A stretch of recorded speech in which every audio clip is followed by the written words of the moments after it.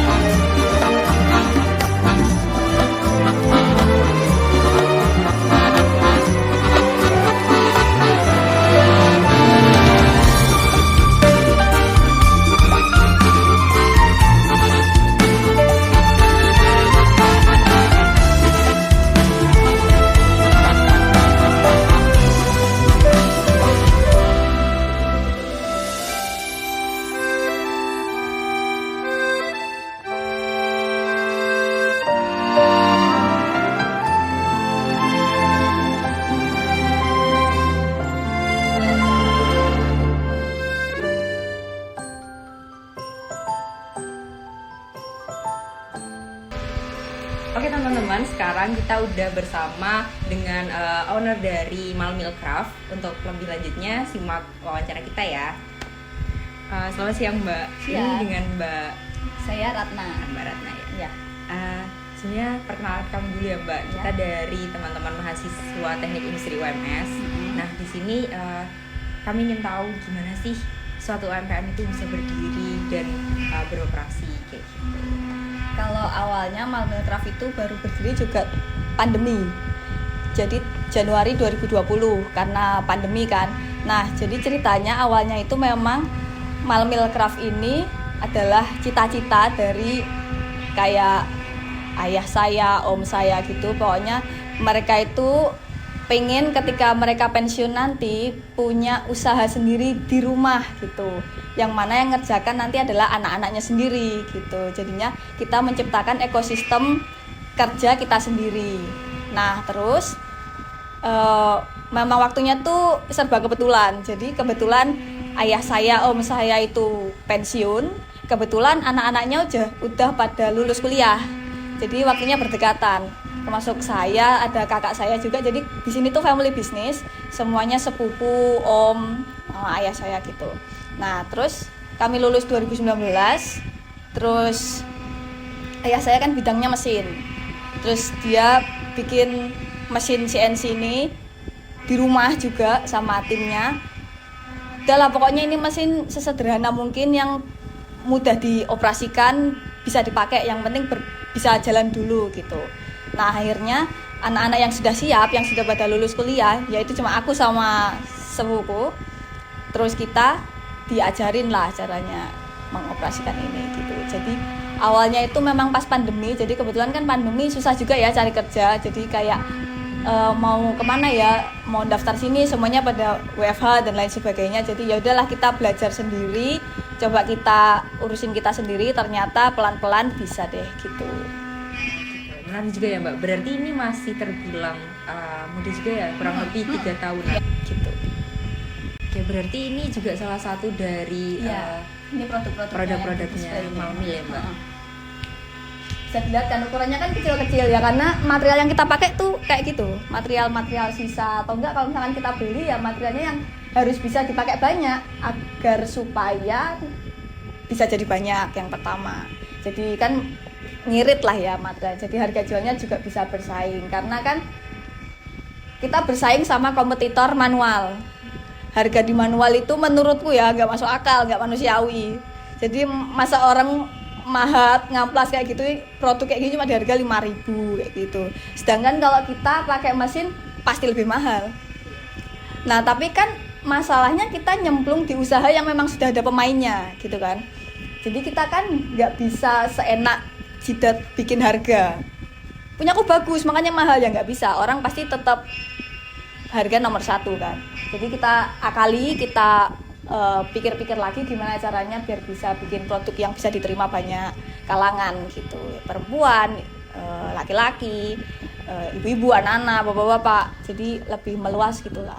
Karena kan kayu itu deketnya ke mebel ya, mebel, furnitur, yang main juga bapak-bapak, pemainnya juga bapak-bapak. Terus terlalu maskulin gitu menurutku kalau kayu itu kayak kesannya. Kita coba bikin yang lebih feminin, jadi banyak kalangan bisa menikmati kayu gitu. Oke, sebenarnya salah satu hal yang cukup menarik juga ya Mbak.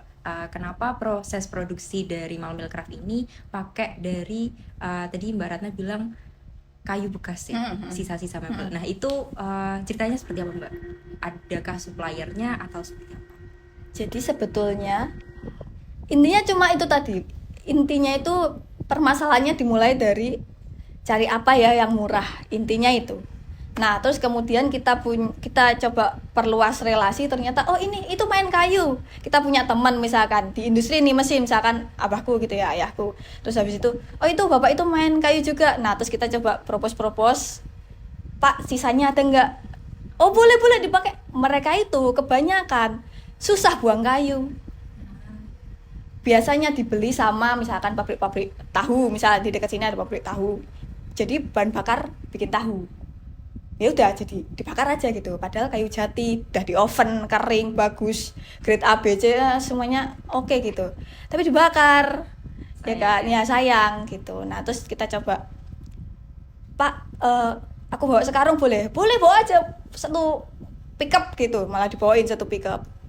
Terus ya memang nggak semuanya bisa kita pakai ya, yang terlalu kecil juga kita nggak bisa pakai, tapi dari yang bener-bener nggak bisa dipakai tadi ternyata masih ada, kalau dipilah-pilah lagi masih ada yang bisa kita pakai gitu ya, intinya itu.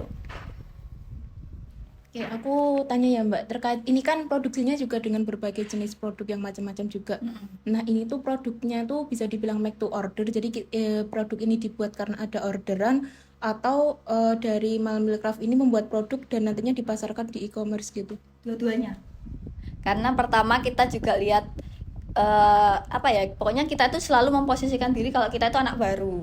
Jadi kita itu harus peka, harus mau belajar kebutuhan pasar itu apa sih gitu.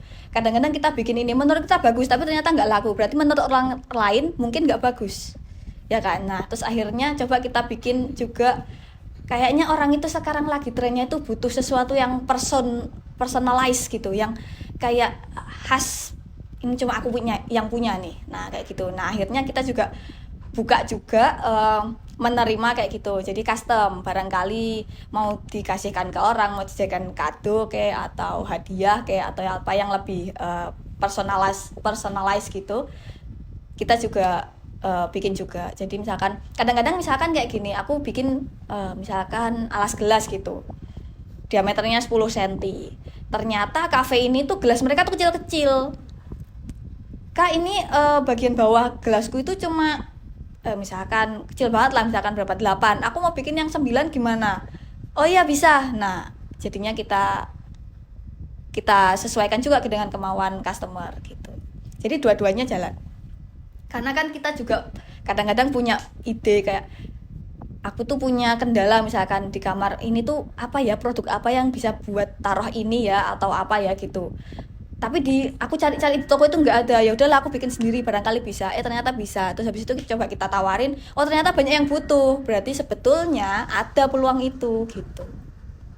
Oke Mbak Ratna, terus kalau ini sih Mbak, mungkin terakhir ya Mbak ya. Dari sesi ini, kira-kira kalau buat teman-teman yang nantinya mau buka bisnis baru atau usaha baru, itu tuh tipsnya apa aja sih yang harus dimilikin? Aku merasa belum pantas memberikan tips. Juga baru 3 tahun, aku juga masih belajar. Mungkin yang pertama itu kita peka terhadap lingkungan sih, kayak kebutuhan mungkin kita belum bisa menjawab semua kebutuhan atau kebutuhan apa gitu yang paling fundamental di masyarakat terus kita bisa provide gitu, kayaknya nggak bisa juga. Yang pertama kayaknya itu dulu, kayaknya mungkin ada celah sedikit bisa buat ruang kita explore. Yang penting itu niatnya berarti mindsetnya dulu. Kayaknya usaha itu nggak bisa langsung kita bikin mindset harus cuan setiap bulan aku dapat income sekian, kayaknya nggak bisa. Karena kalau dari Malmil sendiri awal-awal tahun itu besar pasak daripada tiang loh. Ya tapi karena memang kita udah konsekuen kalau ya udah namanya juga baru belajar, ya udah nggak apa-apa gitu. Tapi di tahun berikutnya bisa masuk terus mulai wih gitu kan, rasanya kayak wow gitu. Nah terus apa ya, yang penting itu mindsetnya dulu, yang penting mindsetnya tuh mindset belajar, jangan mindset cari kerja, cari uang.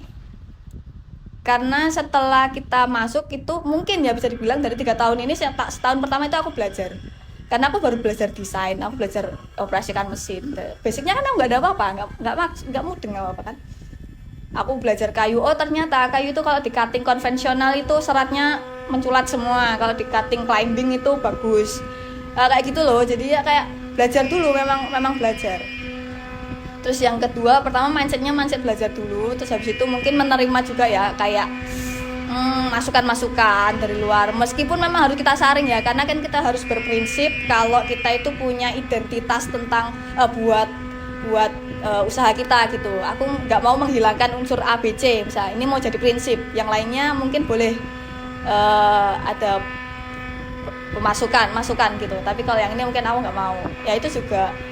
Yang kedua itu pede sih, karena ya kayak yang tadi, setelah aku bikin ini ternyata orang lain tuh butuh loh. Aku merasa di apa ya, Membutuhkan. gitu, merasa apakah aku menjadi sebuah apa ya, trendsetter apalah terserah gitu kan. Jadi kayak pengakuan gitu, dan kalau kita diterima gitu.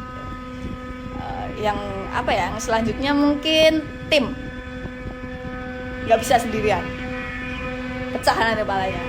Karena usaha itu kan aspeknya nggak cuma dari produk, pemasaran, juga nanti research and development, juga nanti aspek bisnisnya. Pokoknya intinya buat kondisi itu atau ekosistem itu bisa kita jalani sendiri dengan kuat dan sehat gitu. Kalau misalkan sendirian pasti nggak bisa, jadi pasti harus ada tim. Ya udah itu aja sih kayaknya. Oke, kalau gitu terima kasih ya Mbak sudah meluangkan waktunya untuk menemani kita berbincang tentang Malmil Craft ini. Terus juga terima kasih juga sudah membagi sedikit kisah tentang Malmil Craft ini. Oke, itu tadi cukup dari kami. Dadah.